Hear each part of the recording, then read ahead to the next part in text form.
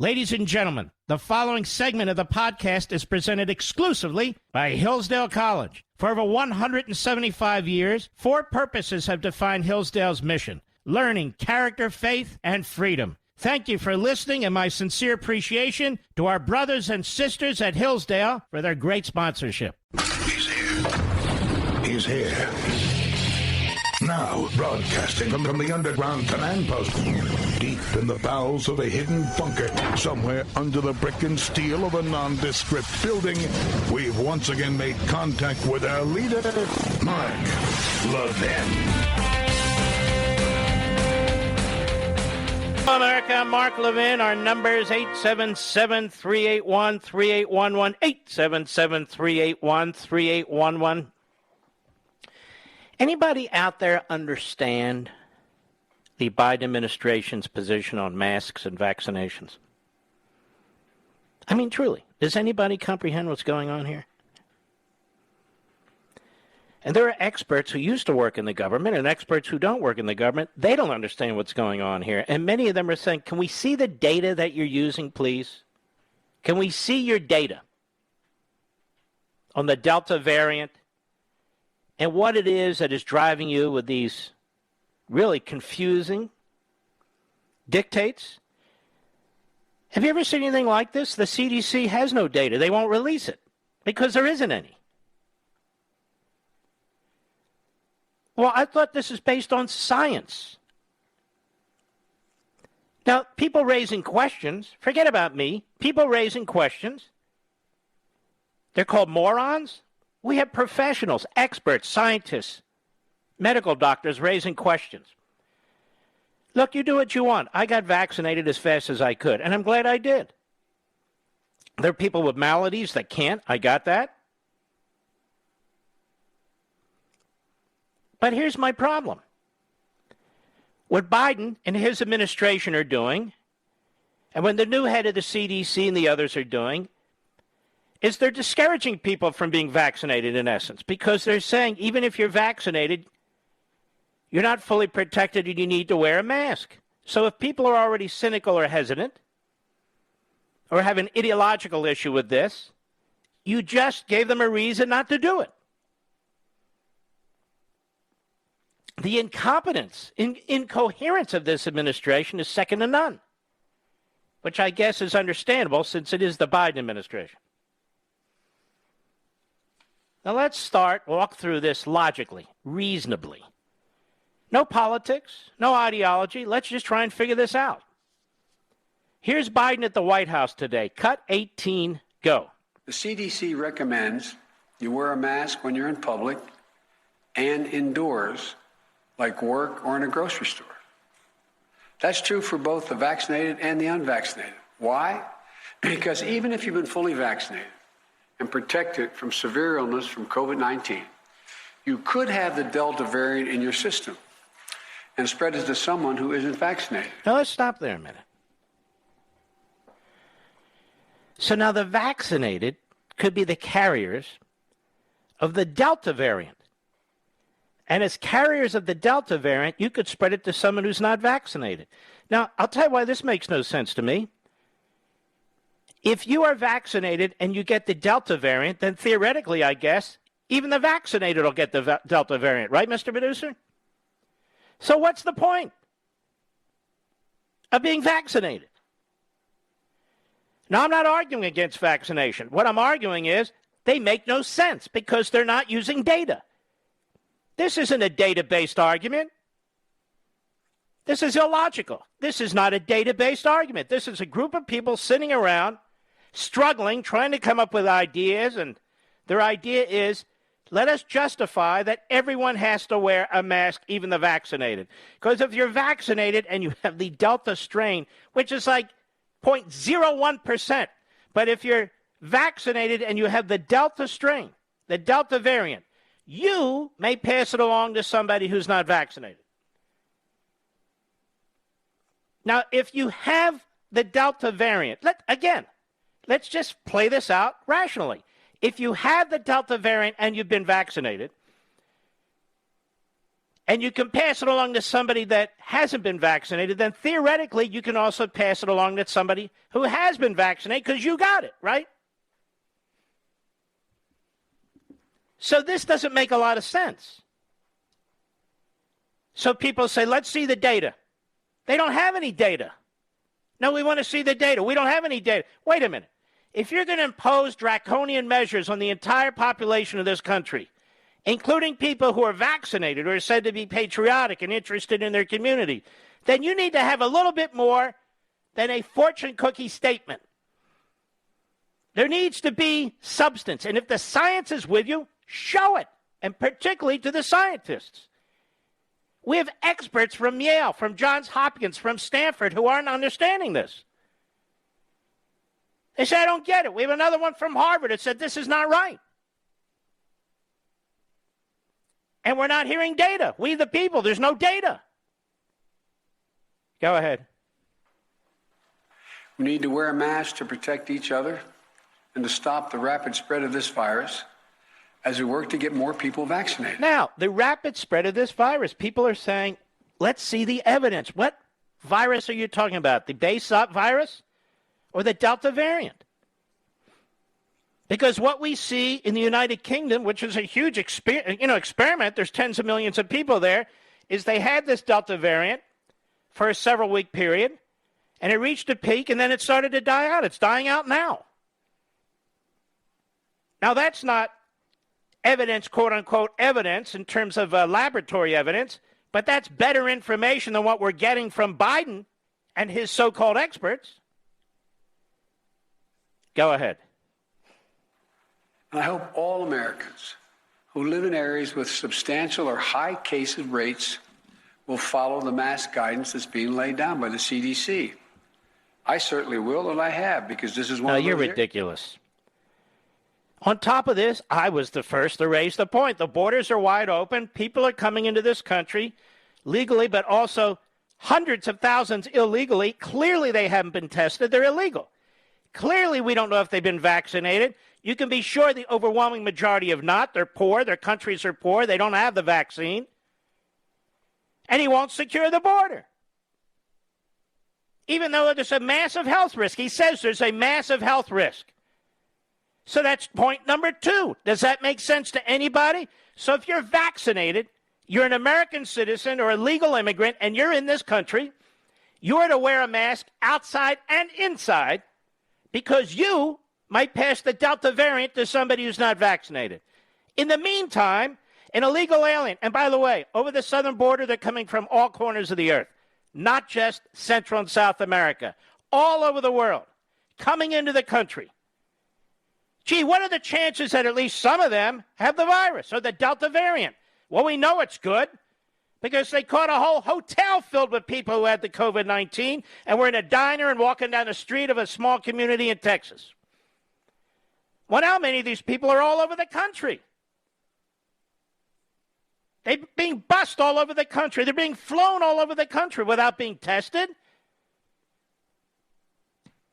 Now, this is absolutely incoherent. So illegal aliens are getting a health pass. And by the way, Black Lives Matter, Antifa, people who riot, they get a health pass. They got a health pass all last year. Democrat members of the Texas legislature, they got a health pass. But it's incoherent point number 2. Vaccinated people have to wear masks to pretend unvaccinated people, he says. Illegal aliens, the overwhelming number of whom clearly are not tested and are not vaccinated, they don't have to wear anything. And in fact, our government's going to help move them all over the country. Does that make sense to anybody? I don't care your politics. Does that make sense to anybody? Biden says this, cut 19, go. You know, and I know people talk about freedom, but I learned growing up in school and my parents. Oh, good Lord. With freedom comes responsibility. Really? Is that it? Your decision to be unvaccinated impacts someone else. unvaccinated people spread the virus. Okay, unvaccinated people spread the virus. Only unvaccinated American citizens and legal immigrants, or illegal aliens as well? Go ahead. They get sick and fill up our hospitals. And that means if someone else has a heart attack or breaks a hip. Yeah, this is just unbelievable. And not a single reporter there says, well, how come you don't apply this to what's going on the border? They just won't do it. But don't worry, Biden has a plan. Cut 20, go. So today, I'm calling on all states and local governments to use funding they have received, including from the American Rescue Plan, to give $100 to anyone who gets fully vaccinated. Now, ladies and gentlemen, do you think that's going to persuade the people who don't want to get vaccinated? We'll give you $100 if you get vaccinated. That resolves nothing. How about the illegal aliens coming across the border? They'll take the $100 and the vaccination probably. But shouldn't we secure the border? How is it that the CDC can issue directives, all kinds of directives, one that was found illegal by a federal court when the CDC got into the business of rent control? And the court said, you have nothing to do with rent control. Or the CDC gets into the business of the Second Amendment. But isn't it interesting, when it actually comes to really health issues on the southern border, the CDC says nothing. How come anybody doesn't ask the CDC director? Why don't you issue one of your fiats and direct your administration to secure the border for emergency health reasons, of course? Nothing. And yet when you look at the CDC's map, where about 40% of the country and 60% of the population are in the heavy area, a ton of it is concentrated on the southeast and the southern border, in Southern California, on the border. Nobody wants to talk about it because we can't have politics involved in this, ladies and gentlemen. No. I'll be right back. Mark Levin.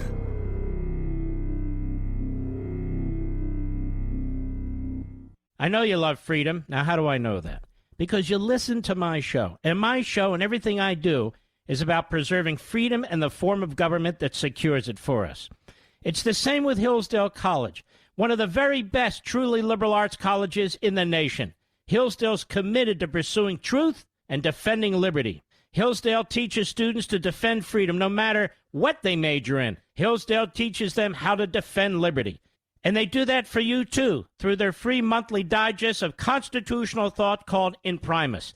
5.7 million Americans receive Imprimis for free every month. And you can subscribe for free at ləʻvɪn.com. No strings attached. Generous donors who want to preserve freedom for future generations make it possible for Hillsdale to send Imprimis to you free every month. Start receiving Imprimis to learn how to defend the freedom you love. Visit ləʻvɪn for Hillsdale.com. That's Levin for Hillsdale.com.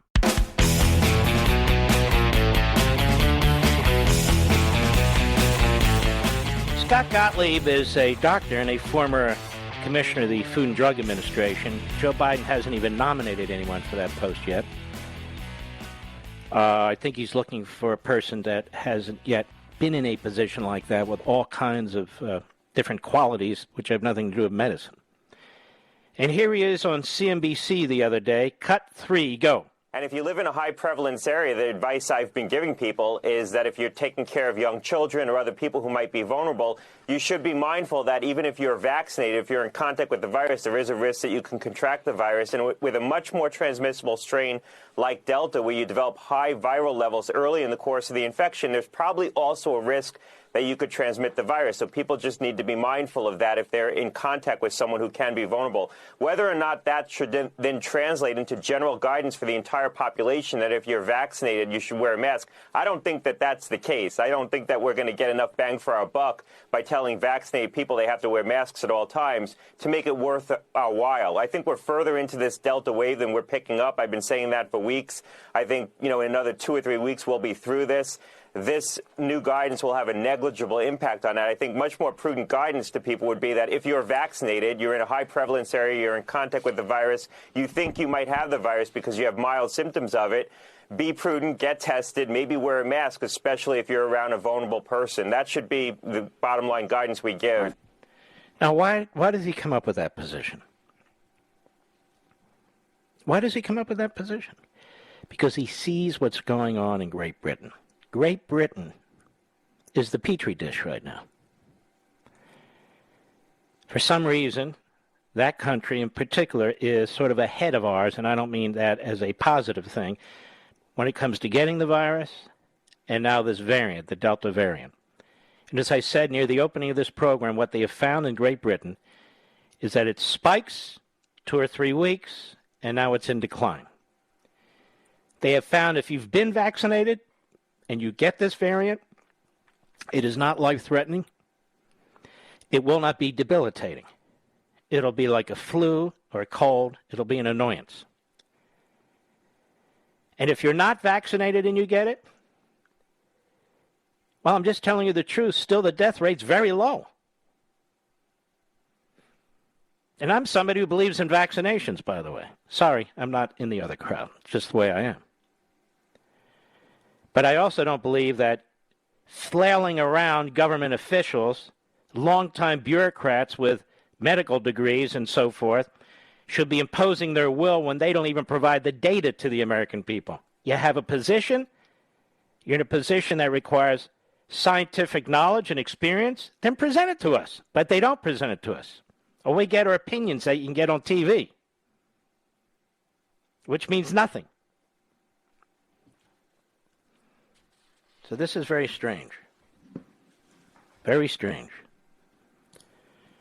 Over at the National Review, CDC's mask guidance will backfire. So now we have the mask guidance. Well, what is this mask guidance based on? Well, they won't give us the data, but we do know this. Just the News, journal changes status of submitted India study from reject to revise after CDC highlights it. What's that all about? The Centers for Disease Control and Prevention cited an unpublished study from India to justify its recommendation that fully vaccinated people wear a mask in public and indoor settings in areas of substantial or high transmission. That study, which claimed the Delta variant produced an unusually large viral load in more than 100 vaccinated healthcare workers with breakthrough infections, was listed as having failed peer review in the journal Nature when the CDC cited it. It is a failed study. It is not a competently scientific study. And as far as we know, right now, that is what the CDC relied on.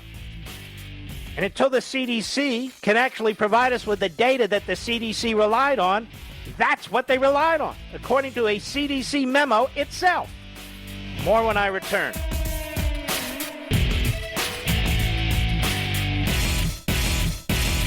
I know you love freedom. Now, how do I know that? Because you listen to my show. And my show and everything I do is about preserving freedom and the form of government that secures it for us. It's the same with Hillsdale College, one of the very best truly liberal arts colleges in the nation. Hillsdale's committed to pursuing truth and defending liberty. Hillsdale teaches students to defend freedom no matter what they major in. Hillsdale teaches them how to defend liberty. And they do that for you, too, through their free monthly digest of constitutional thought called Imprimis. 5.7 million Americans receive Imprimis for free every month. And you can subscribe for free at ləʻvɪn4hillsdale.com. No strings attached. Generous donors who want to preserve freedom for future generations make it possible for Hillsdale to send Imprimis to you free every month. Start receiving Imprimis to learn how to defend the freedom you love. Visit ləʻvɪn4hillsdale.com. That's L-E-V-I-N for Hillsdale.com.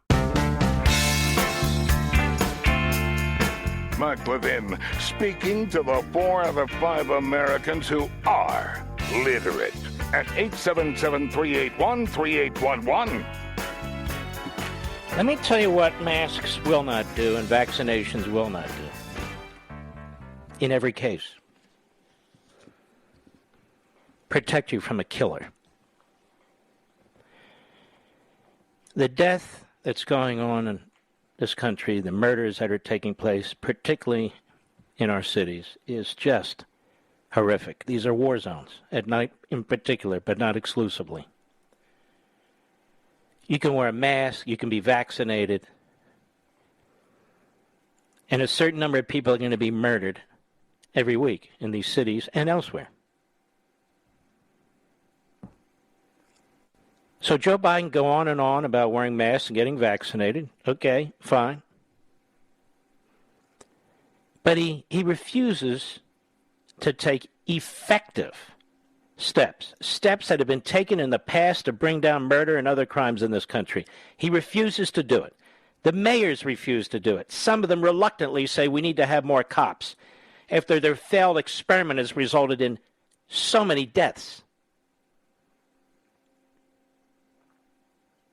So you can wear all the masks you want and get all the vaccination shots that you want, and it will not protect you from human predators.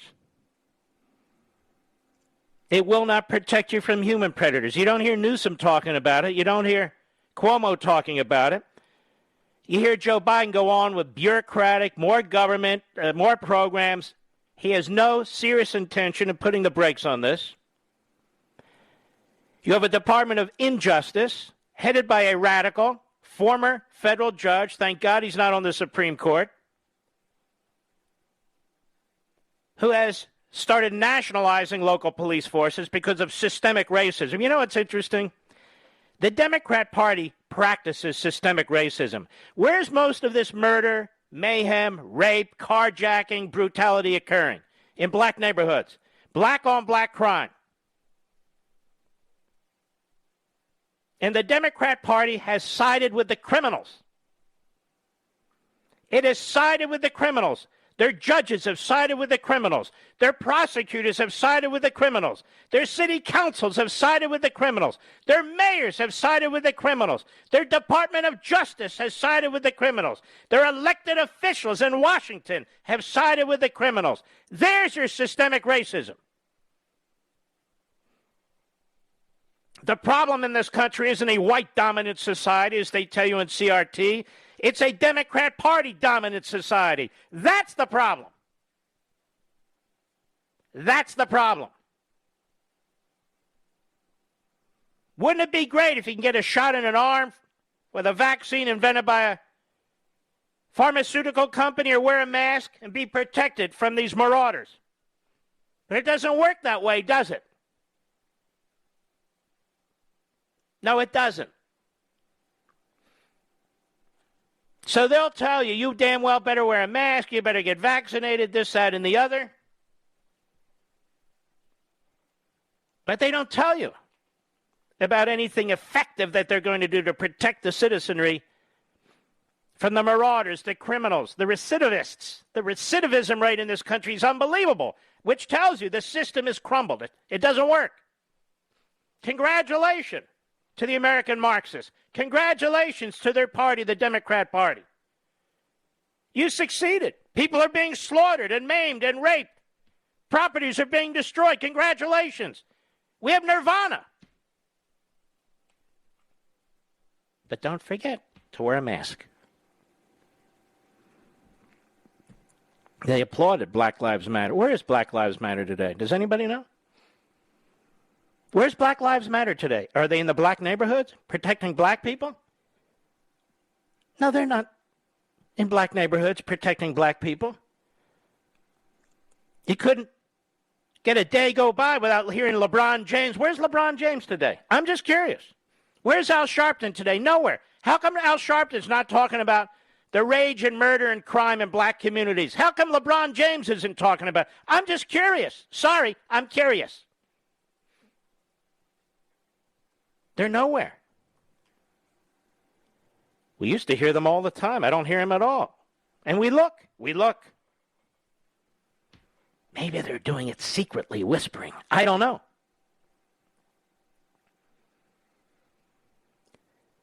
But the pandemic that is Joe Biden and his administration, the pandemic that is the Democrat Party and these mayors and city councils, 17,000 to 20,000 murders every single year. Every year. That's like a war. That's like sending people off to war. And so many of them innocent. So many of them innocent. Now that's a pandemic. No variant. It's a pandemic. A mask won't fix it. A vaccination shot won't fix it. Policy can significantly fix it.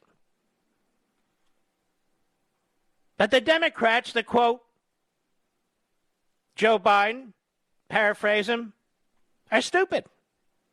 To quote Nancy Pelosi, paraphrase her, are morons. We know what works. We know what doesn't work. And yet this other pandemic, resulting from all kinds of complexities, including the failure of one-party rule in these cities, including the failure of the Biden administration and the Attorney General, including the failure of nationally elected Democrats, not to mention mayors and governors and city councilmen, that pandemic goes on without any hope in sight. Any hope in sight. Because they won't even try to fix it. They go through the motions. Oh, we're going to create this program, and we're going to outlaw guns, and we're going to have the gun deal. No. The people who kill, they're going in the front door and out the back door. Well, if they didn't have guns, excuse me, many people are murdered in this country without guns. But you have to hold people to account. I don't understand this. You have to hold people to account for what they've done. Gun or no gun. People being brutalized in our seats because the one-man pandemic in our streets, in the Oval Office, he doesn't want to do what you got to do. These mayors don't want to do what you got to do. Suddenly, this idiot mayor in Washington, D.C., Bowser. Wasn't Bowser like one of the na-na-na guys? Anyway, Bowser. We're going to hire 100, 140 police officers over the course of the next several years. Nobody wants to work for her. You have to be out of your mind to work for her. In Atlanta, a woman was walking her dog in a very well-known and large park there. They found her stabbed. Homicide said it was horrific. Oh, and her dog? Stabbed. It was horrific. I don't believe she was wearing a mask, Mr. Producer. I don't think she was. And if she had been, she still would have been slaughtered, chopped up, cut up. Borders wide open. We're getting lectures from people who won't shut the border. Everybody's saying, shut the border. Drugs are coming through. MS-13's coming through. Coyotes, kidnappers. Horrific things are happening on the borders to women and little girls and everything like that. Joe Biden, it's like, what's today? Thursday? Okay, I'll have a hot dog for dinner. And that's it. Nothing. The inhumanity is unbelievable.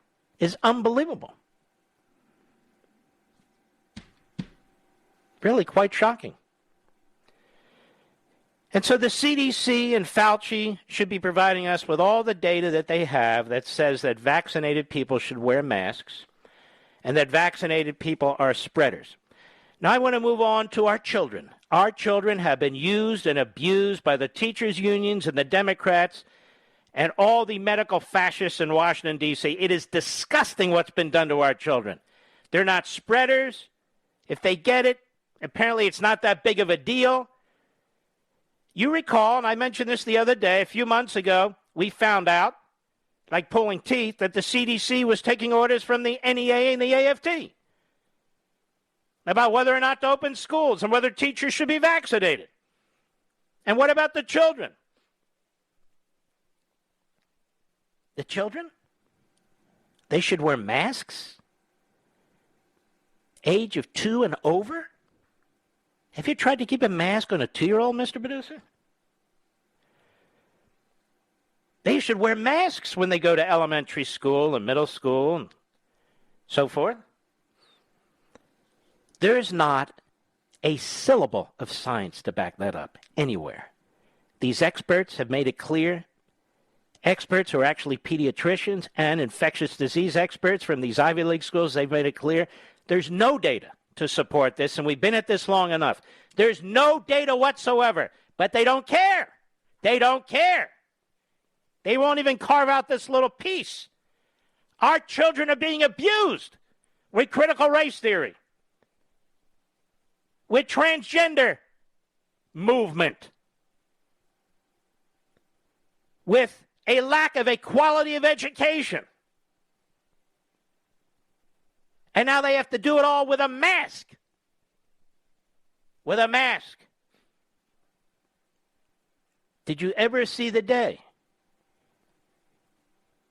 when our generation would be abusing children like this and really almost nothing is done about it? Almost nothing is done about it. There is no data that supports forcing children to wear masks in school. None whatsoever.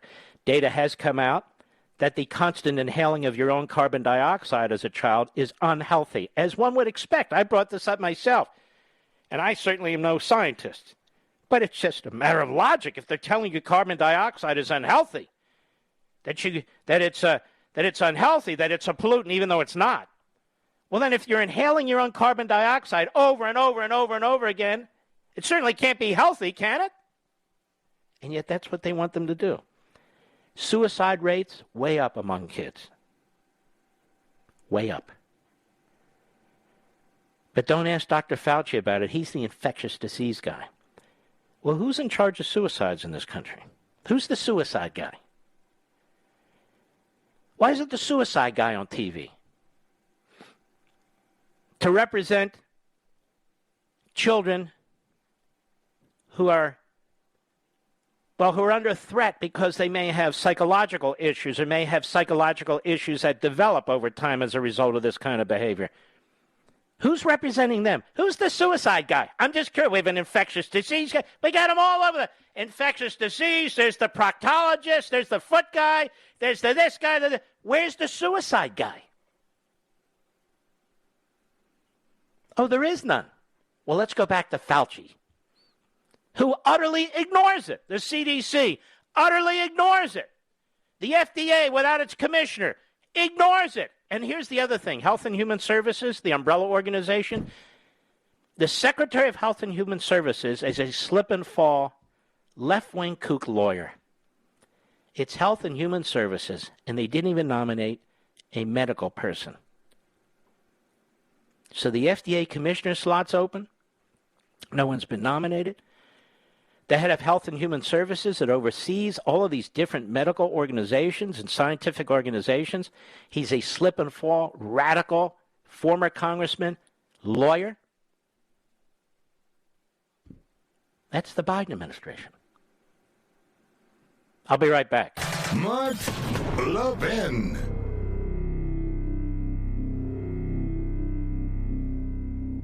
I know you love freedom. Now, how do I know that? Because you listen to my show. And my show and everything I do is about preserving freedom and the form of government that secures it for us. It's the same with Hillsdale College, one of the very best truly liberal arts colleges in the nation. Hillsdale's committed to pursuing truth and defending liberty. Hillsdale teaches students to defend freedom no matter what they major in. Hillsdale teaches them how to defend liberty. And they do that for you, too, through their free monthly digest of constitutional thought called Imprimis. 5.7 million Americans receive Imprimis for free every month. And you can subscribe for free at ləʻvɪn4hillsdale.com. No strings attached. Generous donors who want to preserve freedom for future generations make it possible for Hillsdale to send Imprimis to you free every month. Start receiving Imprimis to learn how to defend the freedom you love. Visit ləʻvɪn4hillsdale.com. That's L-E-V-I-N for Hillsdale.com.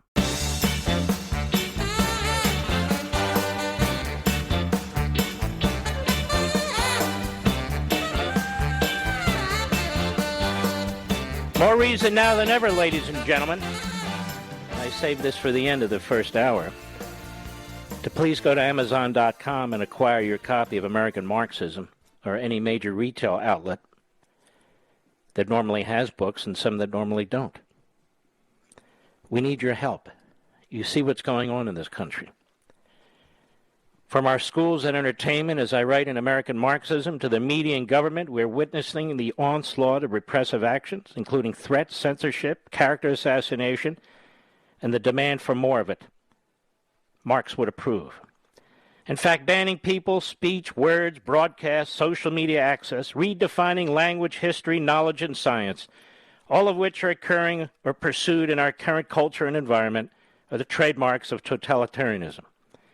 So too is the routine and unchallenged abuse of power and undermining of republicanism and constitutionalism by President Biden, who legislates via executive orders, thereby bypassing Congress and the Constitution's checks and balances, to institute fundamental change to American society without input from the people's representatives in Congress or the people themselves.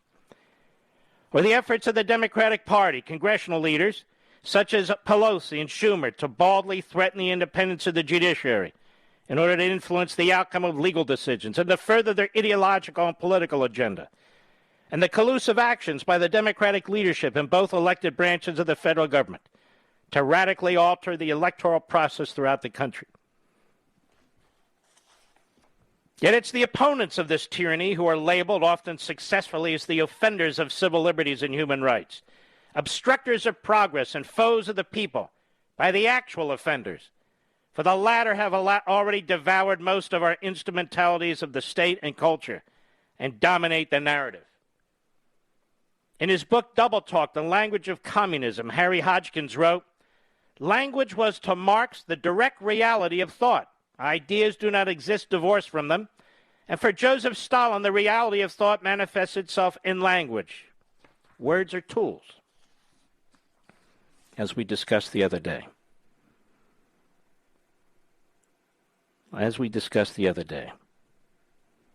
We have allowed the American Marxists to define who we are as a people. They defame us, slander our ancestors and history, trash our founding documents and principles. They're mostly reprobates who hate the country in which they live and have contributed nothing to its betterment. They live off the sweat and toil of others while they pursue a destructive and diabolical course for our nation, undermining and sabotaging virtually every institution in our society. Their ideology and worldview are based on the arguments and beliefs of a man, Marx, whose writings are responsible for the enslavement, impoverishment, torture, and death of untold millions. And that's a fact. This is a particularly pernicious, complex, and daunting type of challenge that we have, because these American Marxist movements have been tailored for the American culture. Always done in the name of the people. You want to be patriotic? Always surrender your free will. Surrender your income. Surrender your private property. You, the people who make this country work, ladies and gentlemen.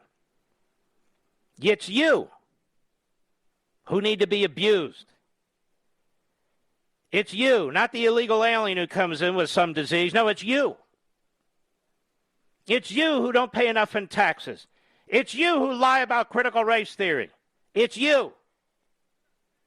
You white supremacists, even if you're not white, if you embrace this society, you might as well be white, according to them. Individualism is out the door. Groupthink. That's the new fad. Push back, ladies and gentlemen. Push back, please. Civilly. Peacefully. And get started. The movement is growing. The movement is growing. I'm here to tell you the movement is growing. Acquire your copy of American Marxism. Please read it. I'll be right back.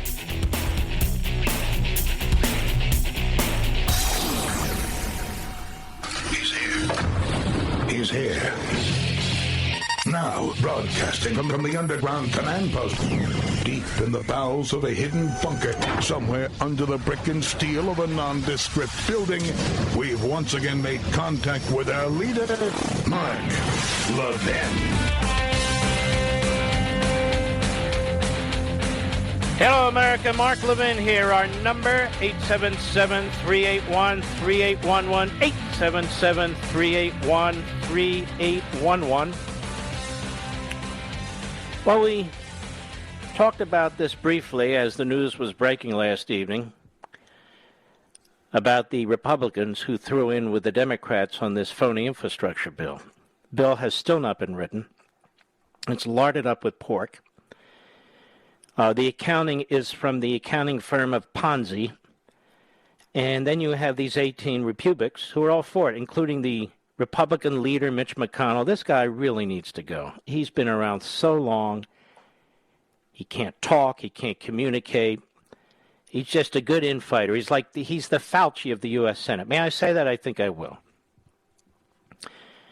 And as the great website Breitbart puts it, Sean Moran, meet the 18 Republicans who sold out on radical Democrat infrastructure plan without even reading it. $1.2 trillion. Here's who they are.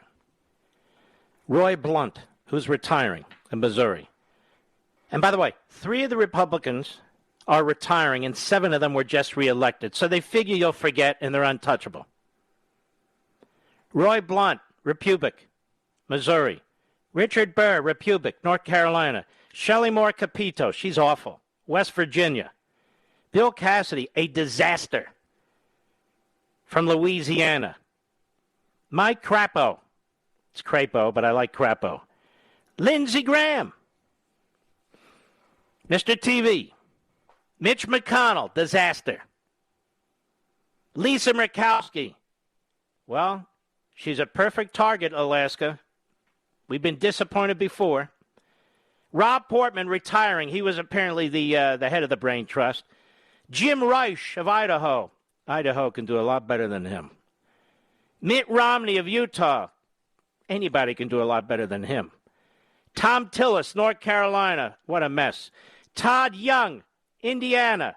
Absolute useless senator. Chuck Grassley. Too bad, Chuck. You went along on this one, huh? You don't mind bankrupting your children and your grandchildren, I guess. John Hooven of North Dakota, lightweight. Kevin Kramer, North Dakota, lightweight. Susan Collins, Maine, disaster. Mike Rounds of South Dakota has indicated he will vote yes, too. And there's no bill yet. The Senate Republicans, Breitbart writes, voted to advance the bill even though lawmakers have not yet drafted a physical bill. Jerry Moran, Republican Kansas, who's up for re-election in Kansas, voted against the legislation. Senate Republicans blocked the legislation last week because lawmakers didn't have a draft or an agreement on the legislation. Schumer announced Wednesday morning the chamber could vote on the bill after the bipartisan group made significant progress. Question, ladies and gentlemen, have you read the bill? No, there is no bill. Well, how do we, the people, provide specific, tangible input other than every now and then somebody will leak out what's in this proposal, what they're trying to put together? Is that the way representative government's supposed to work, America? No, it's not. Rick Scott, Mike Lee, Ron Johnson, Ted Cruz, Josh Hawley, Marsha Blackburn, and Mike Braun said they could not vote to advance the bill, believing they could not add more debt to the nation's $30 trillion in deficits just in the last couple of years. They said Congress can't keep spending trillions of dollars we don't have. The infrastructure package today continues the trend in Congress of insane deficit spending. Let's not forget, this is just the first step in the Democrats' plan to pass their $5.5 trillion tax and spend liberal wish list. And I'm glad they call it $5.5 trillion. Remember yesterday we discussed it? They claim it's 3.5, but experts say no, it's not. It's 5.5. Our nation is facing, they say, a nearly $30 trillion debt crisis. There are real infrastructure needs across the country, but with growing inflation and many families struggling to financially recover from the events of last year, it's not wise to throw fuel on the fire. That is the raging inflation crisis and labor shortage we're seeing across America. Needless to say, we will not support this legislation. It's a boondoggle for big labor. It's a boondoggle for everybody but you, the American people. Although the bill contains provisions that would revitalize America's roads and bridges, you know, they always put a little bit of that stuff in, contains line items that serve as a leftist victories. Now, this is at least part of the draft. $73 billion for clean energy transmission. $21 billion to invest in environmental remediation to address racial alleged disparities in environmental pollution. Because we all know that pollution is racist. That's right. It's only found in poor neighborhoods and neighborhoods of color. $50 billion in Western water infrastructure revitalization. So here you can see how this crowd of hacks and backbenchers, how they were dividing up the money. All right, we'll give some money to the West. We'll give some money to the East. We'll give some money to this group and that group. $50 billion Western water infrastructure. The Biden administration said people of color are more likely to live in areas most vulnerable to flooding and other climate change-related weather events. I have no idea what these putzes are talking about. Neither do they. $2.5 billion to develop zero-emission buses. $2.5 billion for low-emission buses. $2.5 billion for ferries. $7.5 billion to help develop plug-in electric vehicles. $66 billion for Amtrak. $66 billion for Amtrak, which hasn't been profitable a day in its existence? Biden's White House claimed that the bill would help tackle the climate crisis. Sure. Everything tackles the climate crisis or racism. That's the game, don't you get it? And growing the economy sustainably and equitably for decades to come. Massive deficit spending will solve racism, will solve climate change. You see, folks. The 9 Senate Republicans that served on this so-called bipartisan infrastructure working group include Richard Burr. How did he stay out of prison? I'm just curious. Not that he did anything wrong, of course. Bill Cassidy, who's a disaster. Louisiana. Susan Collins. Oh, wow. She's great. Lindsey Graham. Murkowski. Portman. Romney. Rounds. Tillis. Is that the heart of the Republican Party, ladies and gentlemen? Is that the heart of the base of the conservative movement? I don't think so. These are all the outliers, pretty much. Senator Johnson told Breitbart in an exclusive interview that Senate Republicans that cooperated with Democrats on infrastructure would only be complicit in enabling the Democrats' leftist agenda. Tim Scott said he had to vote no on advancing the bill because lawmakers had yet to have a draft of the legislation. More of them will vote for it. You watch it. You watch this. Cornyn and others. Maybe he won't. Maybe he'll surprise us. Maya McGinnis, the president of the Committee for a Responsible Federal Budget, said in a statement that they're deeply concerned the legislation is not fully paid for. It contains many budget gimmicks to make it appear less expensive. That's just the Republicans in Washington. They have no idea what's swirling around them, this American Marxism. They have no idea. They don't care. They should be fighting like hell, tie the monies, any monies, to preventing the NEA and AFT from destroying our school systems, insisting on securing our borders. There's nothing in here about it's all the cherry-picked things are in here that the Democrats want. Oh, yes. Spend, and we will fix environmental racism. Environmental racism? What the hell is that? It's in the book. You'll see. This is intersectionality. Whoa, what a word. I had my publisher send a copy of this book, Mr. Producer, to every Republican senator. Does it sound like they read it? Does it sound like they even read the title? Not these 18, that's for sure. Oh, what's this? American Marxism. What a kook. Okay, what are we voting on today? Another trillion here, another trillion there. Oh, yeah, bicycle pay. Oh, yeah. This is the fools that we're dealing with. That's why I say this has to be bottom up. You can't rely on these people. There's no political savior. You cannot rely on these people. That's the whole point of American Marxism. That was the point of Thomas Paine's American Crisis. He didn't write the American Crisis to appeal to politicians or, quote unquote, an establishment. He wrote the American Crisis to appeal to the people, as I wrote American Marxism to appeal to the people. And let me just say this. We've had fantastic interviews with local hosts. Every one of them has been great, and I want to thank them. Got into it just slightly with a couple of them. And those I got into it a little bit with, who were really great, by the way. I don't mean rudely or anything of the sort. They were going back to the usual arguments. Well, we can vote and we can do... We know all that. But it's not working. Yes, we're going to vote. We're going to vote in massive numbers.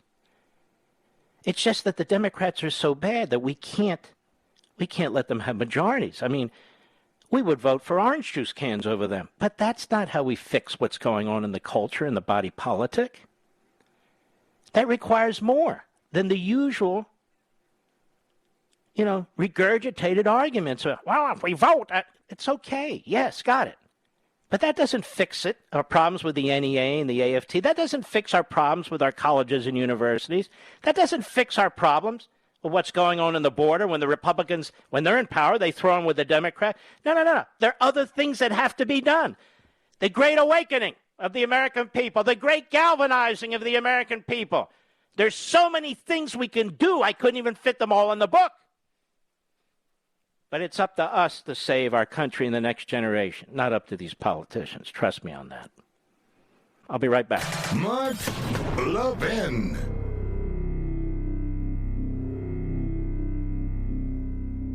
Over 2,000 of you, my listeners, made the switch from overpriced wireless carriers to Pure Talk over the past few months. We want the rest of you to join us and to see what we're talking about. If you're with AT&T and Verizon or T-Mobile, your family could save over $800 a year just by switching to Pure Talk. You get great coverage, you can keep your phone and your number, and you'll save a fortune. Pure Talk is the top-rated wireless company by Consumer Affairs, with the absolute best consumer service team based right here in America. Does that sound good? Well, it gets better. Right now, get unlimited talk, text, and 6 gigs of data, just $30 a month. And if you go over on data, they don't charge you for it. They don't care.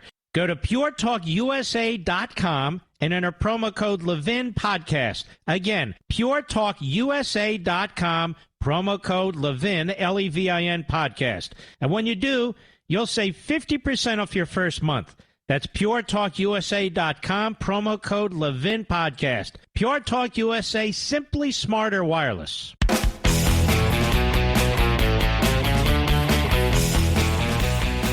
So the Biden administration, they are, of course, enlisting businesses. So if you don't comply with what they demand, you can go hungry. You won't be able to do anything. You won't be able to buy anything. Really quite incredible. All right, let's take some calls here. John Sandusky, Ohio, XM Satellite. John, how are you, sir? Hey, Mark, I'm doing awesome. Thank you so much for taking my call. You bet. I've been fortunate to get your book. I was an early orderer, and on the heels of reading another book by Horowitz, rather, and reading yours, I'll tell you, here's what bothers me. I'm a senior pastor, Mark. I have been for almost 38 years, and as I read this stuff and I see what's going on, I just am astounded that there aren't more pastors, freedom lovers, truth lovers, that are not standing up and saying, do you guys not see what's happening here? I don't know whether to be angry or to cry, to be honest with you. It's very disturbing. I'm not saying that we got to grab our pitchforks and guns. That's not what I'm saying at all.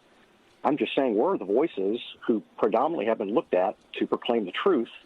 Why are they not proclaiming the truth? And I'm not expecting to have the answer, but I'm just saying it's very disturbing to me. Well, can I say one thing, Pastor? Marxism.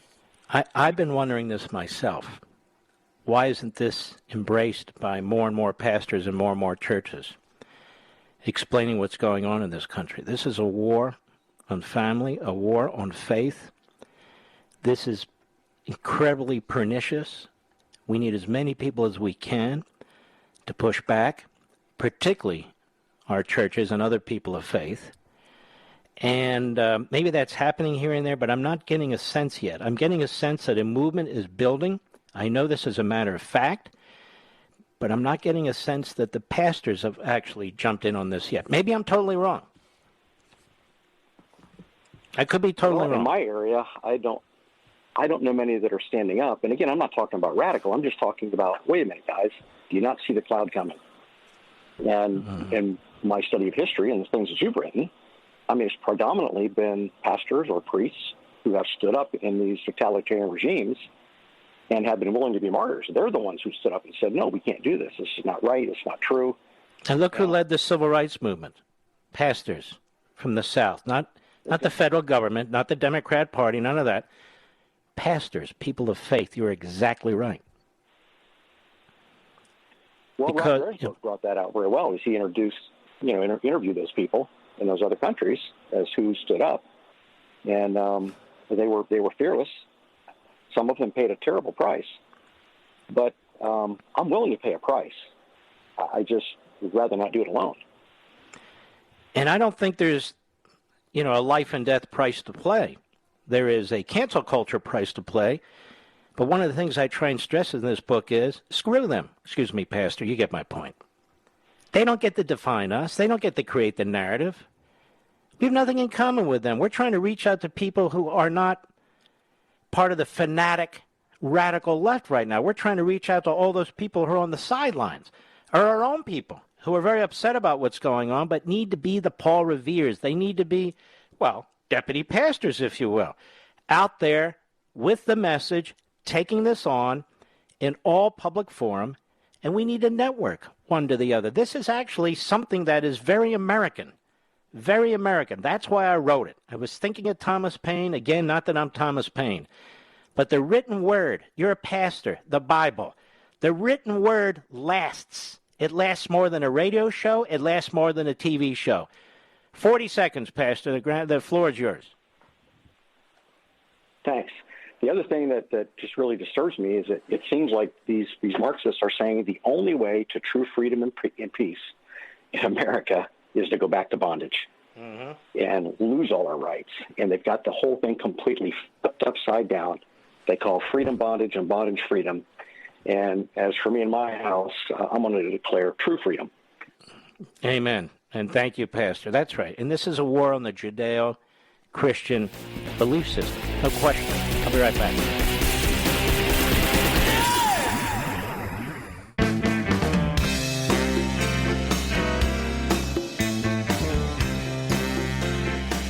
Mark Levin, the great one.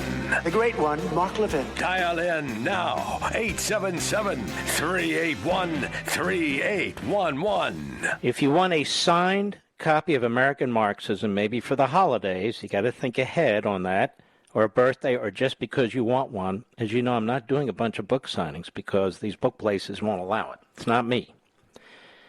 We tried in some of the traditional places I go, and they're not permitting it, except the Reagan Library. The Reagan Library has a couple dozen slots left to get in line so I can meet you to sign. And Mr. Producer, will you find their link, please, so I can announce it on the air for people who live in that area and still want to show up? The rest of the program is sold out, but that piece of it now is almost sold out. And the only other place is Premier Collectibles. And they told me today they are down to a few hundred copies. A few hundred copies. You want to jump in? I'm just telling you, this is a massive audience. It's premiercollectibles.com/Marxism. premiercollectibles.com/Marxism. If you want to jump in, you got to jump in now. ReaganFoundation.org/Levin, ReaganFoundation.org/Levin. If you're in the area, if you're in California, you want to come by, I'd love to say hello. I'll sign your book for you. There's only a few slots left in line. Reagan Foundation, what is it? ReaganFoundation.org/Levin, ReaganFoundation.org/Levin. Once those slots are gone, once the premier collectible books are gone, there's nothing I can do. There's nothing I can do. Let's continue. People from coast to coast, all over the country. Jerry, Los Angeles, California, 870 The Answer, the great KRLA. Jerry, how are you? Go right ahead, please. I'm doing absolutely fantastic, Mark, listening to you out here in Los Angeles. Thank you so much for taking my call. You bet. I have been musing over a couple points here, but in trying to stay with what I think is going to be the theme of your book and wanting to get it just as soon as I can, it occurs to me that I don't know a lot about the legal system out there, except for what I see on television. But when I see things on TV, what I see are deals being made in the back room between lawyers and DAs, like maximum sentence, medium sentence, minimum sentence. And I'm just wondering, is it possible to try to find a way to rally DAs that are pro-conservative and institute a network type of agreement of all of them, that they will not go for a minimum sentence to start out with on people that are up for crimes. Now, there's a lot of reasons why they're not going to do this. Number one, they don't have enough personnel. And so they try and plead, the way it used to work is they try and plead the minor cases, like jaywalking or tickets or stuff like that, in order to focus on the heavier and tougher cases. If they were to try every case, then you would have 99% of the cases would never get into court. And that's a fact. Because of the level of crime that goes on, and the level of crime that is created that has nothing to do with property or personal injury and so forth. They have to handle all of it. That's number one. Number two, they're not going to agree with another DA because every community is different. Most of these DAs are elected. And so you won't find a network of DAs like a DA in Cape Girardeau, Missouri, agreeing with a DA in just pick another town in Frederick, Maryland, because they really have nothing in common, and they have to answer to their own localities. This is not complicated. It's not about a network of agreements and so forth and so on. It's about enforcing the law. It's about getting judges who are going to comply with the law. It's about putting bad people in prison. We did it 30 years ago, 40 years ago under Reagan, and the crime levels went down. But we had a cabal of radical libertarians, these phony civil rights groups, activist groups, and so forth and so on, that all got together and said we ought to decriminalize, legalize, on and on and on. And so this is more to do with the nature of what's happened to our culture than it is with DAs making agreements among themselves. And then we have a billionaire like Soros who is actively involved in getting people elected into these prosecutor positions who refuse to prosecute. And when you pass ordinances that say we're not charging anybody who steals anything less than $950. You see what's happened in San Francisco and L.A. and other towns. People say, all right, I'll steal to my limit. So the criminal justice system has collapsed. And so what needs to be done, and I don't have these snappy finger answers, boom, boom, boom, when it comes to the criminal justice system, is like all the rest of the culture that's collapsed. We have to get involved. We're not really involved. Next time there's a DA election, get involved in that election. Or next time there is involvement in who the sheriff's going to be, those who elect sheriffs and so forth, get involved in that activity. We leave it to other people way, way too often. But, Jerry, I want to thank you for your call. Don't hang up. I'm going to send you a signed copy of American Marxism. Let's keep going. We have Anna Maria in Charleston, Rhode Island, XM Satellite. How are you, ma'am? Yellow. I'm so excited to talk to you. I can't even tell you. Oh, thank you. I've been listening a long time. I'm so excited to talk to you. Thank you. I ordered your book. It's coming in like 2 days. I've read every one of your books. I love you. Thank you. I actually got the reading list from my daughter's Catholic high school. She's a sophomore in all honors classes. Her English class, I just got the reading list. It is nothing but CRT. I mean, there are 5 books listed. They are all about divisive, progressivism, and racism. I mean, I could give you the titles. This is a parochial school? Paid our money. Yes.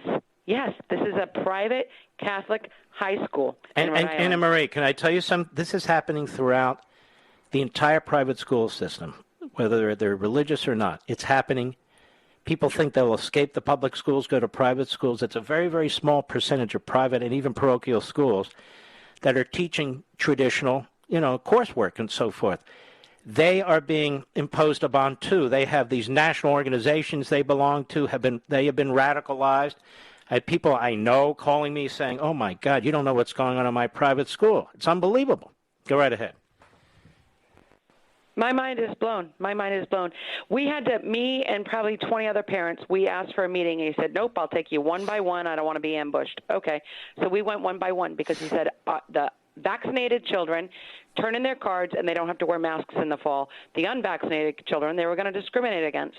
So we fought that. Well, we just won. They're not going to discriminate against our children because I threatened with a $1,000 an hour attorney and said, I'm going to pay for this. My kid's not coming to school. How many kids go to this school? There's probably 400. And do they have a library? 400. They have a library? Yes. Well, I'm going to give you a signed copy of my book, and you tell them to put it in the library so those kids can read the other side. See what they say. Thank you so much. That is amazing, and I will. My question to you was, with this list, I mean, before I pull her, and I'm seriously considering pulling her, and I'll tell you, my husband and I own 2 businesses. I design houses, he builds them, and I work 96 hours a week. Are you on HGTV? To homeschool.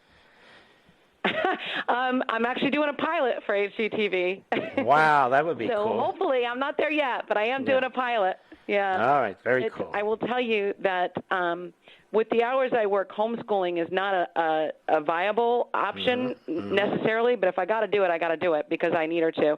And because of you, I supplemented her education in middle school with Hillsdale online, actually. Wonderful. And she's done all those courses. We are very strict with our daughter. But I want to give them a list of books, and I want to tell them she's not reading this crap. She's not participating in these conversations. And here are the books. If you want to talk about civil rights, here are the books that I will allow her to read, because she's not reading one of these 5. It's not happening. You can go on the Internet and find a lot of great lists of great books. And really, there's a lot of great Catholic theologians over the course of mankind and philosophers and so forth. Thomas Aquinas, why don't they start with him? And there are many others. All right, keep us apprised, and I'm going to send you a signed copy of American Marxism, and let's see if they let you put that in the library and suggest that people read that. Take care of yourself. Very, very good call. I appreciate it. We'll be right back. Mark Levin.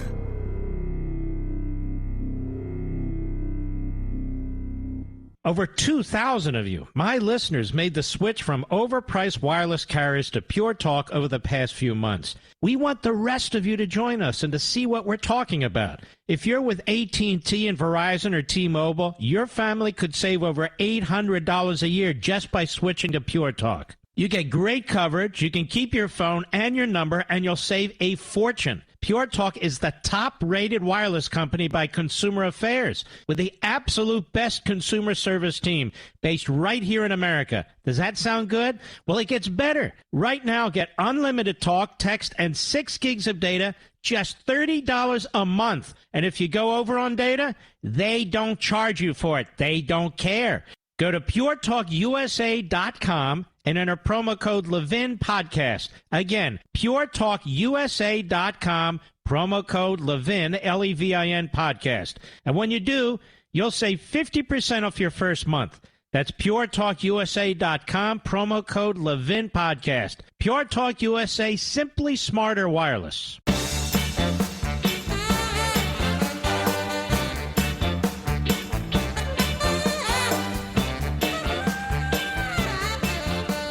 What is that clown's name on CNN? Well, sorry, there's a lot of clowns. Anna Navarro, is that her name? So I was watching a clip online where Reed Levin was actually making sense for the first time in at least 12 years. And they were talking about this guy that got into Tucker Carlson's face in Maine at a fish and rod store, whatever they call it. The guy was obnoxious. Now, I have to say, Tucker Carlson has a lot more self-restraint than I do, Mr. Producer. I don't think it would have been pleasant.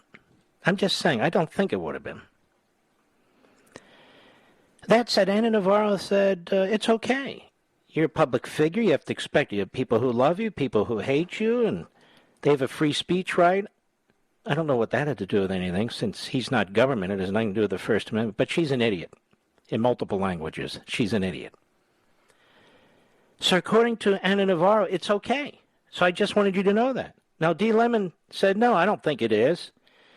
And the Republican stiff he had from the George W. Bush administration, he didn't think it was a good idea either. But Anna Navarro thought it was a good idea. So I thought to myself, are you a buffoon? You're just inviting people to be rude to you. Well, that's her tactic. No big deal, she said, what happened to Tucker Carlson. What do you think of that, Mr. Producer? Isn't that kind of stupid? Oh, well. J.D. Henderson, Nevada, the great KDAWN, KDWN. We have a wonderful affiliate in KDAWN there. Go right ahead, J.D.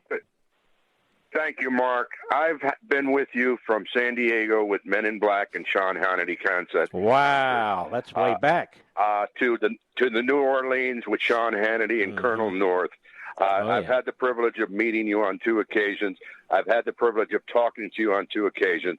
I think that you, Sean, and the great departed Rush are 3 of the greatest Americans in the last 20 years, in your case, and Sean, 33 or so, and Rush. Without you, we wouldn't get the backstory. We wouldn't get all the omissions that the media has been not reporting on. And I just wanted to tell you, in your books, I've had them all. One of the best was Spidey, where you relate the story, how Rush helped you through that. And I think it was one of the best parts of any of your books that you had written. And I just wanted to bring that up. If I may have a little time, because what is going on in this country right now, I grew up in northeastern Pennsylvania, Wilkes-Barre, Scranton, hardworking coal miners and construction people. And you know what I grew up with? Common sense. I'm not a college-educated guy. I got a high school education in 1962. I graduated. I think I got one of the better educations in the country. I think it was the equivalent, they said years later, to a college degree somewhere in the 80s. And we had teachers that taught us the right things. We had social studies teachers that taught us about current events and history, and the American history. We don't have any of that now. And if I just can relate a quick comment on yesterday when you were talking about Biden saying the UAW elected him in 1972, he was elected by the Teamsters Union Local 326. Frank the Irishman Sheeran was the president of that union. In the book by I Hear You Paint Houses by Charles Brandt, written in 2004. You know how he got elected?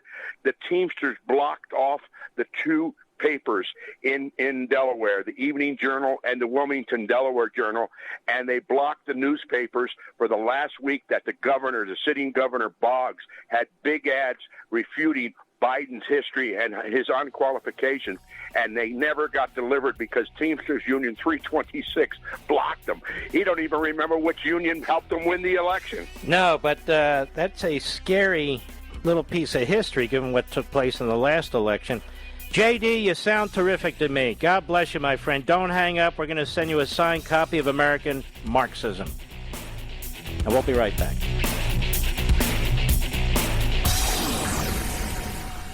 Ladies and gentlemen, this final hour of the podcast is sponsored exclusively by AMAC, the Association of Mature American Citizens. Now over 2 million conservative members strong, AMAC believes in and stands up for the values that we care about: faith, family, and freedom. Thank you for listening, and please support AMAC. And you can become a member at amac.us/join. He's here. Now, broadcasting from the underground command post, deep in the bowels of a hidden bunker, somewhere under the brick and steel of a nondescript building, we've once again made contact with our leader, Mark Levin. Hello, America. Mark Levin here. Our number, 877-381-3811, 877-381-3811. All the institutions of tradition, of custom, of liberty, of republicanism, small r, really need to join together now. Regardless of faith, regardless of various disputations, we need to join together now.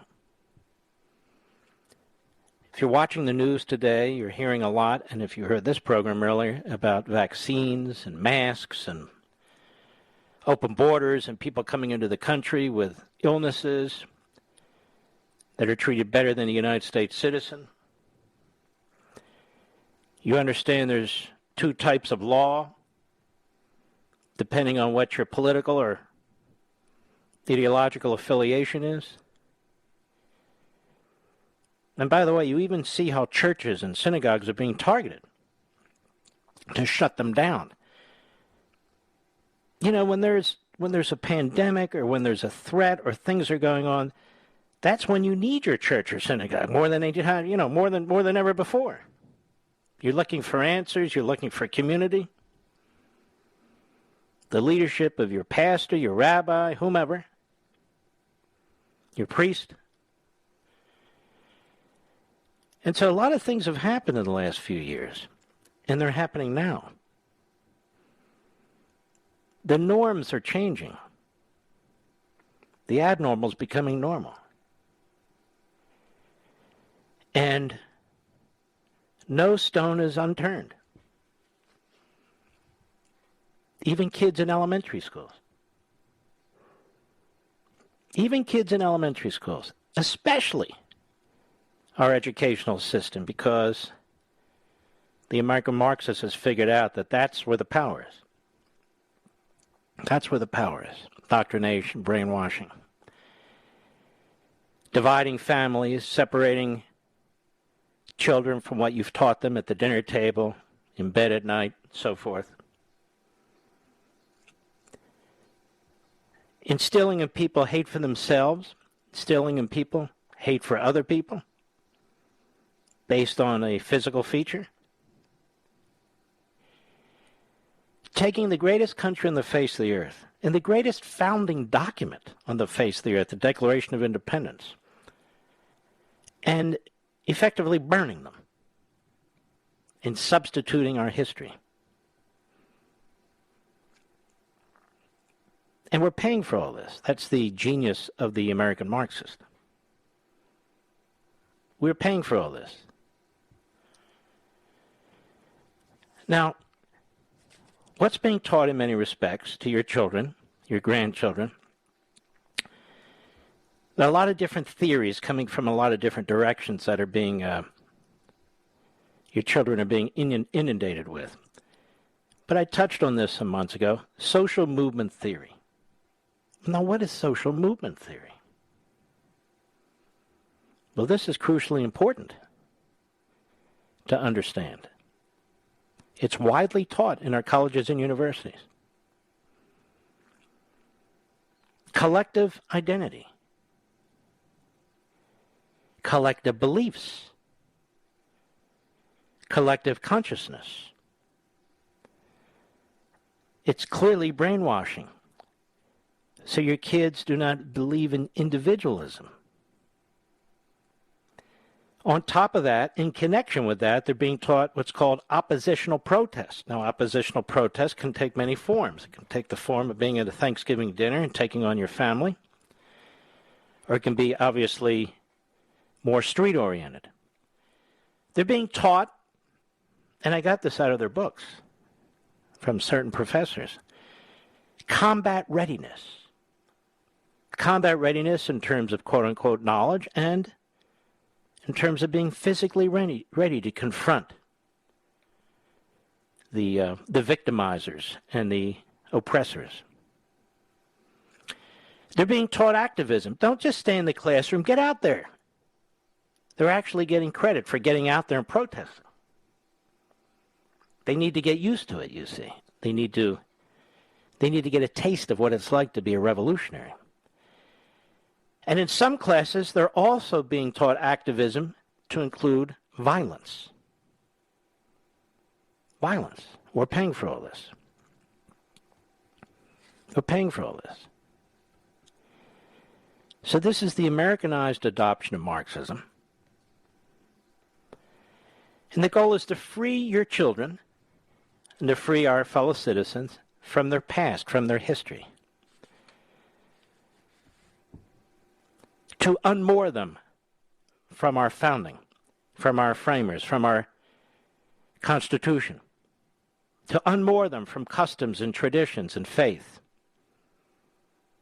To look upon family as a quaint thing of the past, an archaic institution. To attack existing mores. And of course, I explain all this in American Marxism, and I tell you where I get it from. I get it from them. And so, in identifying as a group, what American Marxism has done is they've splintered these various movements into scores of groups. So it's almost impossible to pin them down. And in addition, it's almost impossible to confront them all because there's so many of them. This is the quote-unquote genius, actually the madness of these movements. And the whole point is to overthrow that which exists and that which was, to lay the path for Marxism in an Americanized form. And all things must be viewed through this paradigm. All things must be viewed through this paradigm. And they have a common target, the existing society. You've got to keep punching holes through the existing society. You have to ignore any progress that's been made. A diverse yet unified nation must be torn asunder in 1,000 different ways. Is that not what's happening, ladies and gentlemen?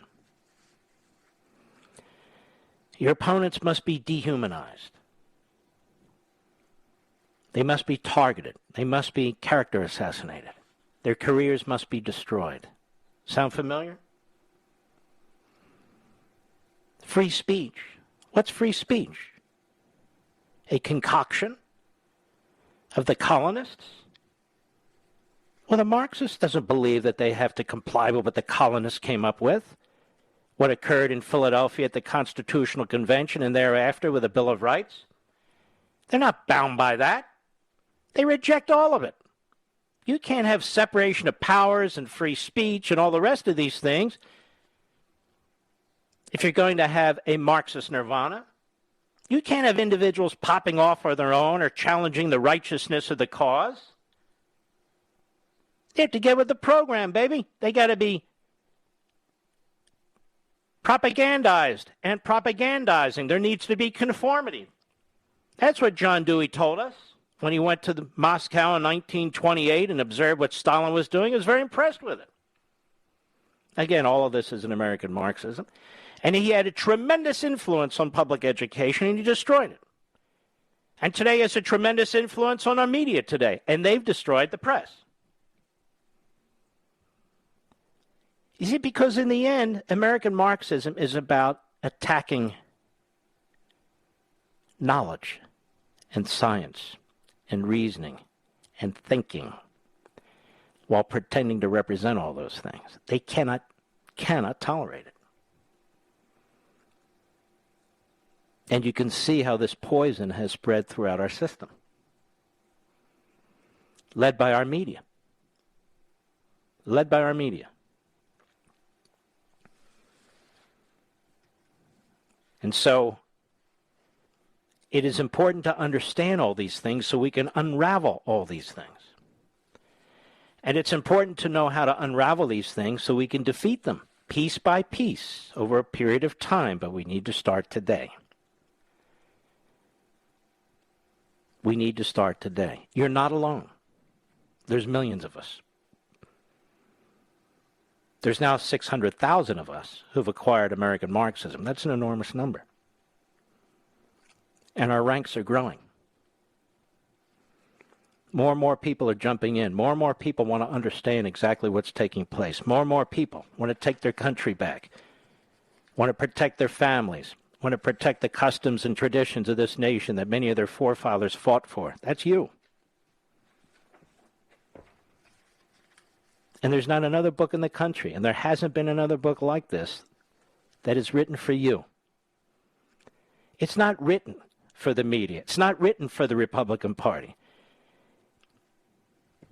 It's not written for those who are prepared to surrender. It's written for you and to spread the word. We are a powerful force. We have the numbers. We have the numbers. We don't have to work through their institutions. They may have been our institutions at one point. They've devoured them. We don't have to work through the major media. We don't have to work through big tech. We don't have to work through anybody. The printed word is more powerful than all the rest of this put together. The colonists understood this. And then the spoken word, and I don't mean TV and radio, the spoken word, you to a neighbor, when you're walking your dog, when you're at the grocery store, whatever. You can do on your street, in your neighborhood, in your community, what I do right here behind the microphone, to a smaller number of people. But you can be an influencer. You can be far better than I am. I'll be right back. Mark Levin.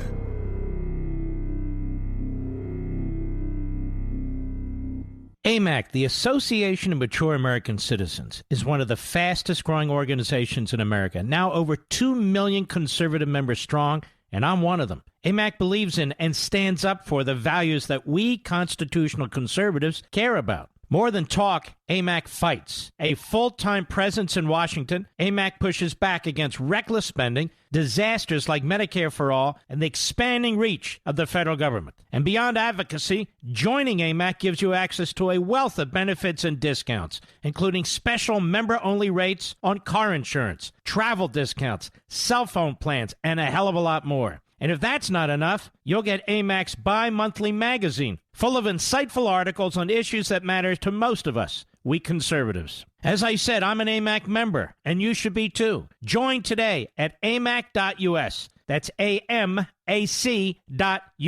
Stop supporting the liberal agenda that the other 50-plus organization has been pushing for. Join AMAC instead. AMAC.us.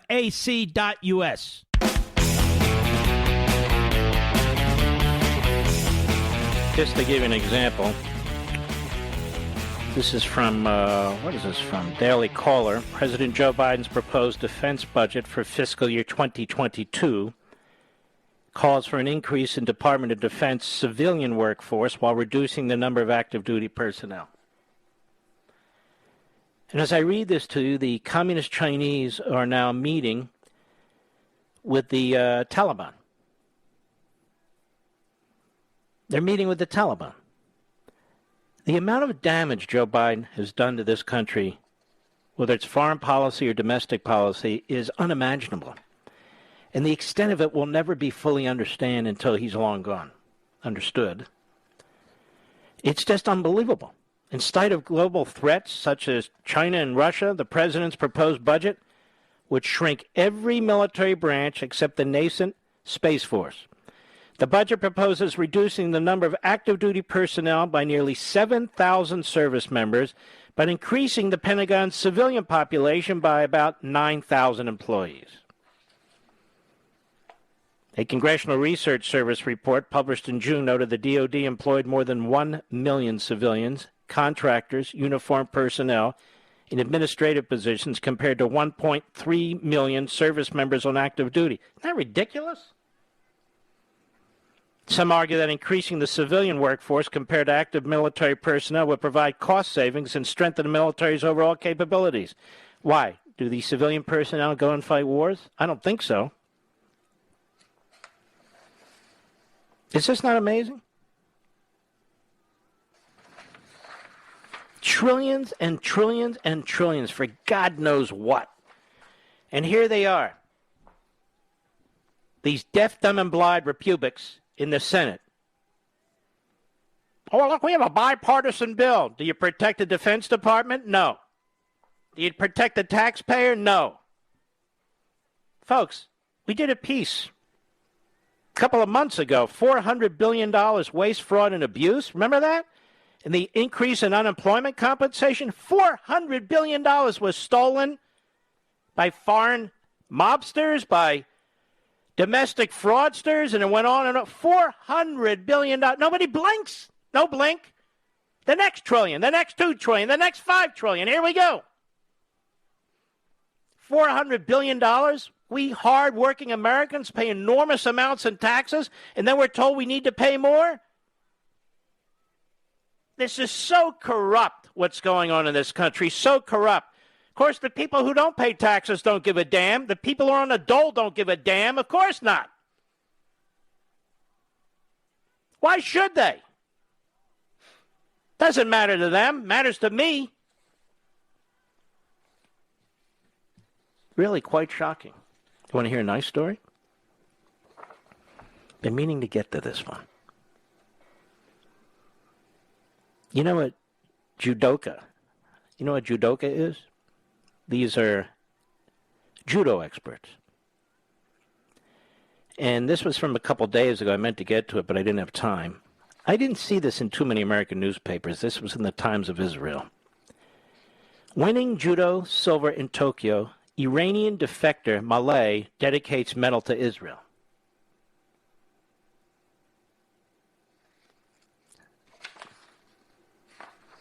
Saeed Malay, if I mispronounce it, sorry.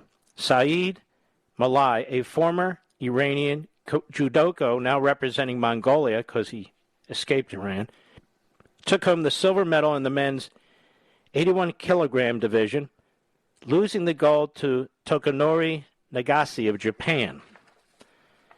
It was the first Olympic medal for Malay, 2 years after he left his native Iran, revealing that his national team coaches had ordered him to lose in the semifinals of the 2019 World Championship in Tokyo to avoid facing Israel's Sagi Mukai in the final.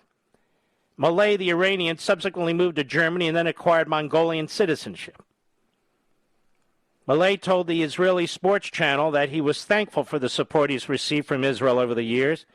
He said, "Thank you to Israel for the good energy. This medal is dedicated also to Israel," he told the network. "I hope the Israelis are happy with this win." And he added in Hebrew, Toda.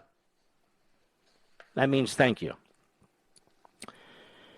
Now, Mukai congratulated his friend, Mukai is the Israeli, on his achievement, despite his own disappointing finish.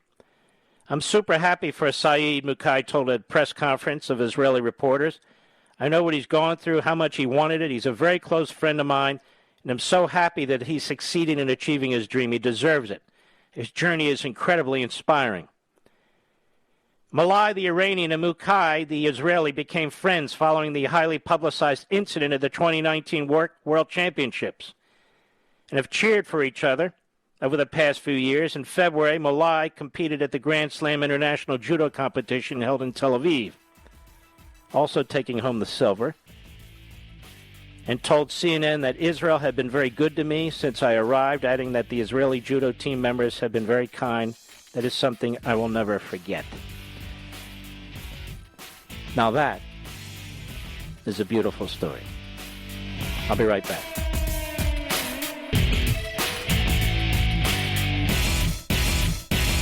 AMAC, the Association of Mature American Citizens, is one of the fastest-growing organizations in America, now over 2 million conservative members strong, and I'm one of them. AMAC believes in and stands up for the values that we constitutional conservatives care about. More than talk, AMAC fights. A full-time presence in Washington, AMAC pushes back against reckless spending, disasters like Medicare for All, and the expanding reach of the federal government. And beyond advocacy, joining AMAC gives you access to a wealth of benefits and discounts, including special member-only rates on car insurance, travel discounts, cell phone plans, and a hell of a lot more. And if that's not enough, you'll get AMAC's bi-monthly magazine, full of insightful articles on issues that matter to most of us, we conservatives. As I said, I'm an AMAC member, and you should be too. Join today at amac.us. That's AMAC.us.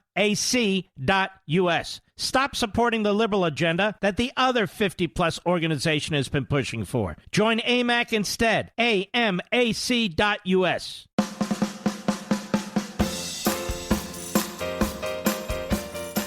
Making sure the land of the free and the home of the brave stays that way. Dial Mark Levin now at 877-381-3811. Josh Mandel, who's running for the Republican nomination in Ohio. He served in combat for his country. He is a proven conservative.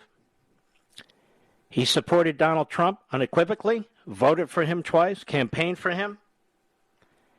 It will be a reliable conservative in the Reagan and Trump mode. That's Josh Mandel. Good man, isn't he, Mr. Producer? We endorsed him, I think, in 2013 during part of the Tea Party process. He was involved in that as well. So he's got a long history of doing the right thing, activism for the country, in the military, in the Tea Party movement, fighting the establishment in the Republican Party. He's not the flavor of the moment. He is completely and utterly reliable. That's why Mike Lee likes him so much, and Ted Cruz and some of the others. Very similar in that regard. He'd be a powerful, powerful voice in the Senate from the state of Ohio. I really believe this quite strongly, which is why I endorsed him. Absolutely great guy. All right, let's continue. Let's go here. Let us go to Fred, Westchester, New York, the great WABC. Fred in New York, go right ahead, please. Hi, it's an honor to speak with the most important Paul Revere of conservative values. Whoa, thank you. And my wife, myself, my extended family, we've read all of your books, and we'll be reading your current book. Thank you. We can't wait, actually. I've been hearing you mention John Dewey, or referencing him quite a bit in the last month or so, and it struck me, and I wanted to relate a story. Most people think the indoctrination of children goes back 10 or 20 years. I grew up in Brooklyn, New York. 1972, I was in the graduating middle school class.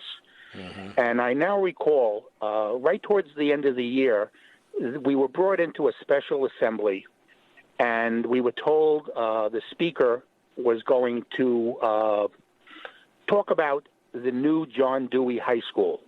None of us, of course, being 13 years old, had any idea who John Dewey was. Mm-hmm. We were told that if we chose that path versus the continuing in a regular high school, it was pass-fail. Passing was your only responsibility was to attend class. No one failed. There was no homework, no grades. And I don't know anyone who attended, but now with the knowledge that I have, I could just assume, and this goes back 50 years, and I'm shocked that I remembered that it went back that far. Well, he goes back even further, and he was an iconic figure among so-called progressives. Of course, we know they're not progressives, but this is their nomenclature. He had a tremendous influence on education. He destroyed traditional education. You've had experiments now with government/public education ever since. And as I say, he was one of those who believed that you really can't teach individualism and that sort of thing. He rejected the Declaration. He rejected the constraints of the Constitution. And these are the founding fathers of the so-called progressive movement. And they've done a hell of a marketing job over the decades, where if you dare to call them what they are, there's something wrong with you, you're a reprobate, blah, blah, blah, and so forth and so on. But we're on to these people now. And I do not define myself, and none of you should either, based on what they say about us or think about us. These are not smart people. They're stupid people. These are not people who believe in liberty and all the things that are great about this country. Again, they're stupid people. Almost none of them, some have, but almost none of them have contributed anything to the betterment of the society. They feed off of the hard work of other people, and they sit there and pontificate, or they rearrange our society, or they seek to, or they spend our money that they haven't earned, and on and on and on. A perfect example is Bernie Sanders. Bernie Sanders is nothing but an old slug. That's what he is. He's always been a soapbox Marxist. That's all he is. He moves to Vermont, the least diverse state in the country. He gets elected because they have these small villages, and then he gets elected to Burlington as a socialist. Oh, isn't that quaint?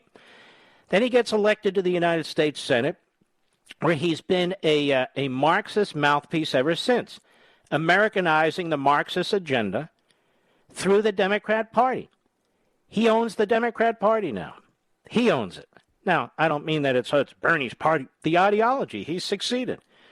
And so it's important that we recognize this, or we're never going to be able to push back properly. Look at the Republicans. They are so ill-equipped to confront what's going on in the Democrat Party and in this society. Ill-equipped. So some of them throw in with the crowd. Mitt Romney supports Black Lives Matter, a openly Marxist organization that's anti-Semitic and is violent and wants the overthrow of the United States. These people don't have any. Mitch McConnell is so over his head, he doesn't know it. It's really repulsive. And they're going to go to a bipartisan deal, and it's the usual crop of Republicans that are not going to stand up for the country, that are not even going to stand up for the nation's finances and currency, because they want to be seen as bipartisan, a bridge here, a tunnel there. Completely lost sight of what's going on in this country and don't much care. All right, my friend. Fred, don't hang up. I want to send you a signed copy of American Marxism while I still have them.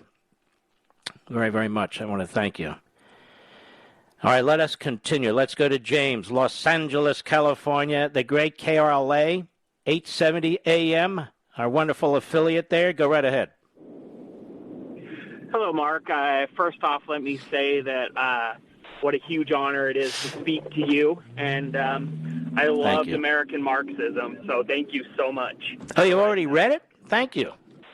Yes, I have, and that kind of touches on what I called about today, because last year I noticed my daughter was starting to learn certain things in middle school about how we stole Texas from Mexico and things of that sort. And I caught on to that, so I started calling the school board and looking at the curriculum and things like that, and I started noticing the word ethnic studies popping up. Mm-hmm. And then once I looked into the ethnic studies, I noticed that California had mandated some sort of ethnic studies, which when you read through it is pretty much critical race theory. Mm-hmm. So after dealing with the school board, talking with them, they pushed it back until 25 and 26 to implement it in the school. So my problem is my daughter will be out by then, so my thing is, do I continue the fight, you know? Yes.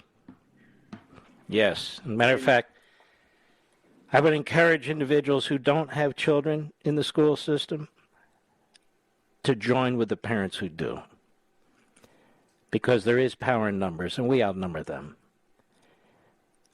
We need to save this generation in order to save the country.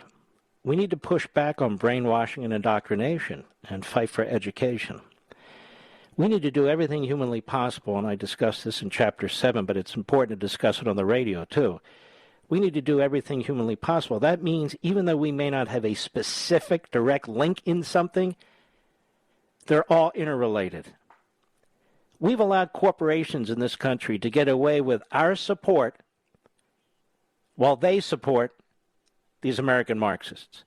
We've been defending these corporations. We've been fighting to support them when they rightly oppose these confiscatory taxes and regulations, how that cost is borne by us, how when companies go overseas, that affects us.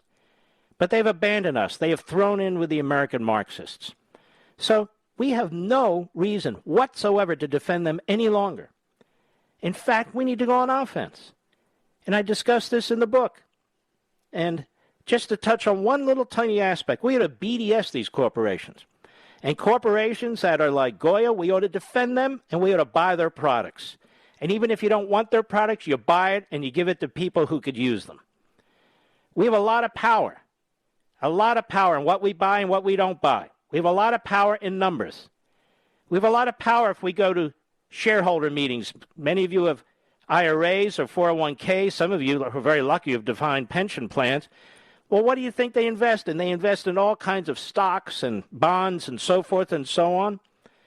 So if you own some shares, just a handful, just a couple, of a major international global corporation that does business with the communist Chinese who are slaughtering the Uyghurs and who side with Joe Biden by calling the Republican Georgia legislature Jim Crow, and they throw in, and you're watching TV and you have these outrageous commercials preaching to you critical race theory and more, then you should organize a little band of individuals, or maybe not so little, take a little vacation, take a little trip, find out where these corporations are when they're having their public shareholder meeting, and attend. And make yourself heard. You're an investor in that corporation. They should be focusing on investing and making profits, not advancing the radical agenda of the left. There's so much that we can do. Keep your foot on the gas pedal. James, keep your foot on the gas pedal. You did the right thing by your daughter. Now we have to help our fellow citizens. And one of the ways I want you all to help fellow citizens, if you read the book, James, talk about it. Talk about the contents. Pass on the message. Pass on the message. That's the point of this. And don't hang up. I want to send you a signed copy of American Marxism. I'll be right back. Mark Levin.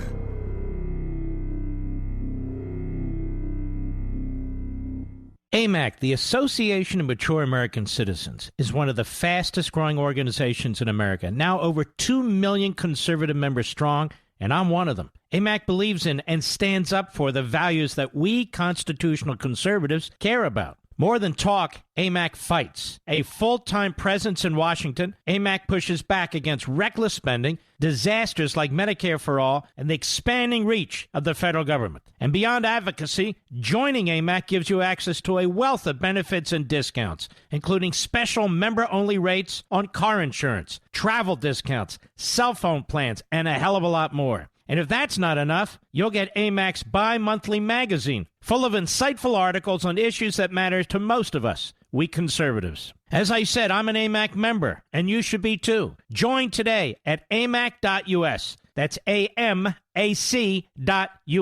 Stop supporting the liberal agenda that the other 50-plus organization has been pushing for. Join AMAC instead. AMAC.us.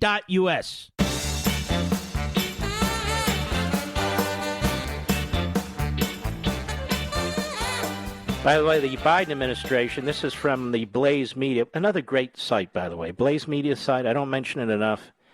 It's theblaze.com, theblaze.com. Biden administration sends back 27 Cubans escaping oppressive regime while releasing 50,000 migrants from elsewhere into the U.S. without court dates. Now, this is exactly what I've said it is over the years with this party and in recent times with this president. All this illegal immigration, all legal immigration intended to affect the outcome of elections because so many people new to this country from south of the border vote Democrat once they get their citizenship. And I understand Donald Trump made great headway into that community, absolutely did. But still, if the Democrat Party is getting 62% of the vote, the fact is you can get 40% of the vote, you're going to get whipped. So when it comes to the Cubans, a majority of whom tend to vote Republican, well, they don't want any more Cubans here. I can't tell you how many times I've said, and I've been attacked by the criminal front group, Media Matters, how many times I've said if those were Republicans coming across the southern border or thought to be Republicans based on the statistics that we get later from Gallup and Pew and others, the Democrats would be the ones building the highest, widest wall imaginable to prevent those folks from getting in here. So the border's wide open for future Democrats, but of course people who go into the Atlantic Ocean and suffer the potential consequences of sharks and so forth, well, we're going to send them back. And guess what happens when you send them back? Many of them don't survive.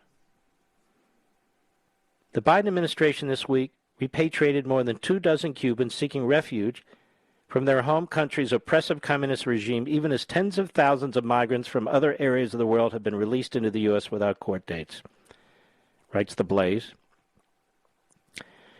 In a news release issued this Tuesday, the U.S. Coast Guard's 7th District Southeast reported that crews had repatriated 27 Cubans to Cuba following 2 interdictions off the Florida coast. This is horrific. The first interdiction reportedly resulted from a Good Samaritan. Oh, hell, I just lost it. Well, you get the drift. Maybe I can get it back fast, although I don't think so. Yeah, I did. I have a new laptop. It's killer. I love it. I'm trying to buy 5 seconds while I pull this up. Here we go. The first interdiction reportedly resulted from a Good Samaritan reporting a 21-foot vessel with 22 occupants on board maneuvering about 7 miles south of Key West. The second occurred on Sunday when bystanders reported a makeshift raft with 5 people aboard floating approximately 15 miles off the shore from Florida. Now, I got to tell you, I would have swam out there and helped those people, wouldn't you, Mr. Producer? This is so outrageous. And those people being repatriated. You know where they're going? To prison. To prison, where they'll probably be brutalized. They cannot justify this policy, this administration, but they are not pressed by the corrupt media any more than they can justify everybody in America wearing masks, even who've been vaccinated, while people can come across that southern border not being tested for the virus and not being required to do a damn thing. All right, folks, we'll pick it up from here tomorrow. We salute our armed forces, police officers, firefighters, and emergency personnel. Please, if you have a moment, run over to Amazon.com. Grab a copy of American Marxism. I will see you tomorrow. Be well.